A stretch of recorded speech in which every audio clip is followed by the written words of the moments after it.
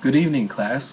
Did you know that even though our country, the United States of America, got its independence in 1776, we actually did not have a written constitution until 1787?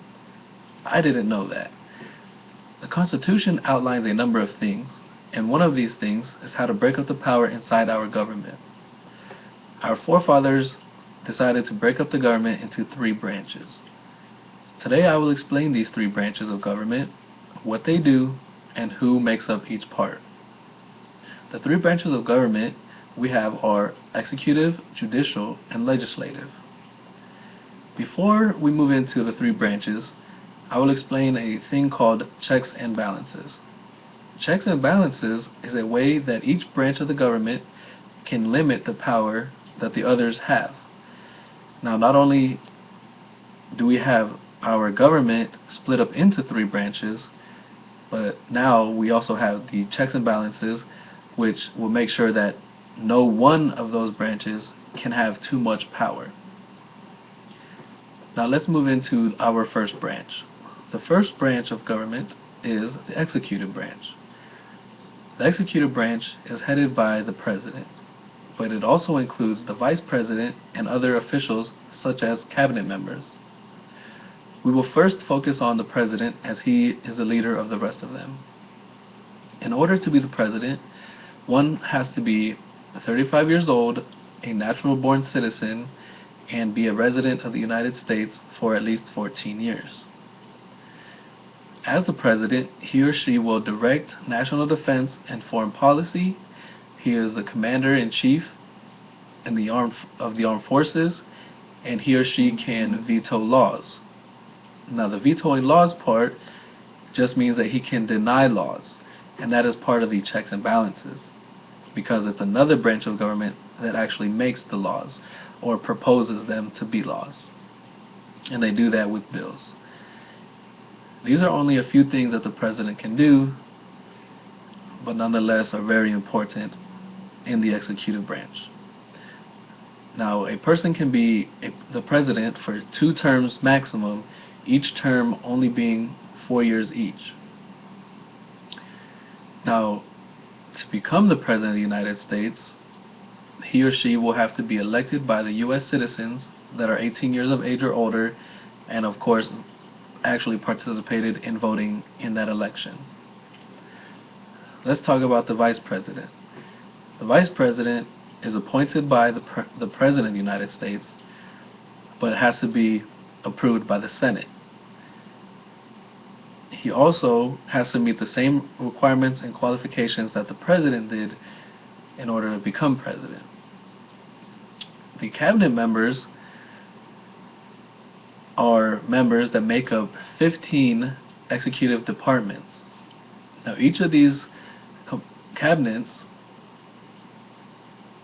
advise the president on topics related to their respective offices.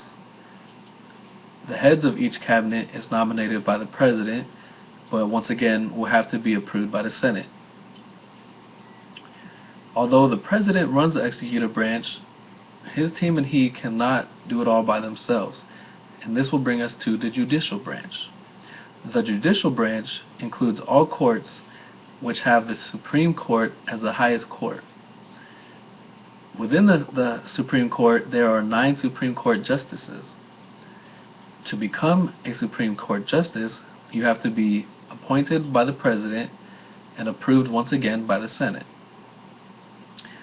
The judges interpret laws according to the Constitution, and because of this, the Supreme Court only deals with cases that involve the Constitution. The judges, once they are confirmed into the justice of the Supreme Court, they will serve until they pass away or retire.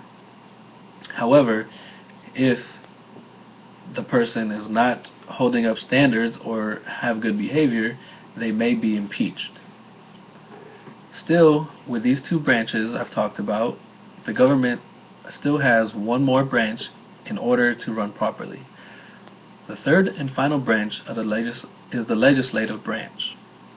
The legislative branch is made up of Congress, And Congress itself is split into two subcategories, the Senate and the House of Representatives.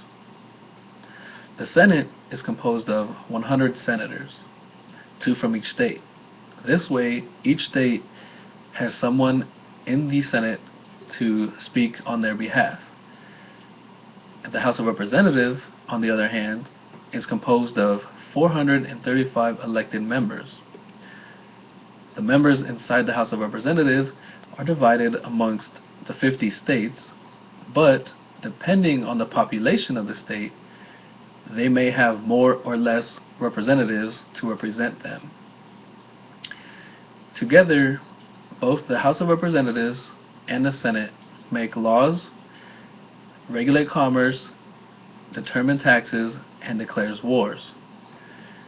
Now, the declaring war part is also another form of checks and balances, because even though the executive branch, and the president specifically, is in charge of our armed forces, the president can't just say, alright, we're going to war tomorrow, everyone let's go.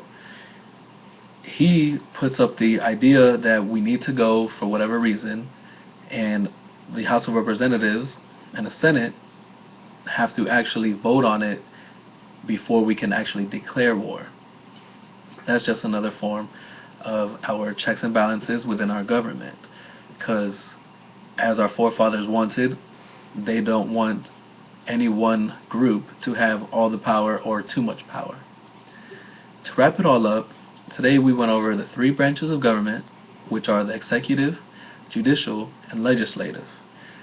We also spoke a little bit about checks and balances, and how checks and balances help to regulate that no one of these branches can have too much power.